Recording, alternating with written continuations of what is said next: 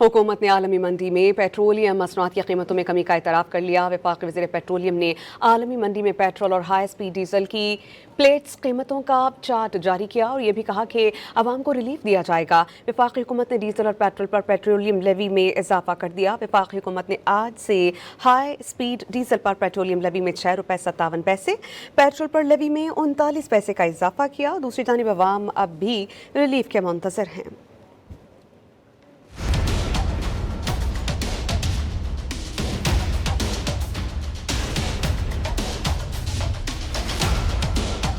वफाकी वजीर पेट्रोलियम के चार्ट के मुताबिक आलमी मंडी में पेट्रोल की प्लेट्स कीमत में फी बैरल 6.78% की कमी बनती है। हाई स्पीड डीजल की प्लेट्स कीमत में फी बैरल 3.78% की कमी रिकॉर्ड की गई। पेट्रोल की प्लेट्स कीमत 22 से 26 जून तक $6.67 फी बैरल कम हुई। इस अरसे में डीजल की प्लेट्स कीमत $4.3 फी बैरल कम हुई। आलमी मंडी में पेट्रोल की प्लेट कीमत 26 जून को $91.68 फी बैरल रिकॉर्ड की गई, जबकि डीजल की कीमत $104.79 फी बैरल रही। दूसरी जानिब वफाकी वजीर पेट्रोलियम अली परवेज मलिक ने डॉन न्यूज से खसूसी गुफ्तगू में कहा कि वजीर आजम ने अब तक हाई स्पीड डीजल की कीमत में मजमूई तौर पर ₹200 फी लीटर और पेट्रोल की कीमत में ₹155 फी लीटर कमी की है। 1 मिनट की ताखीर के बगैर आवाम को मजीद रिलीफ देंगे।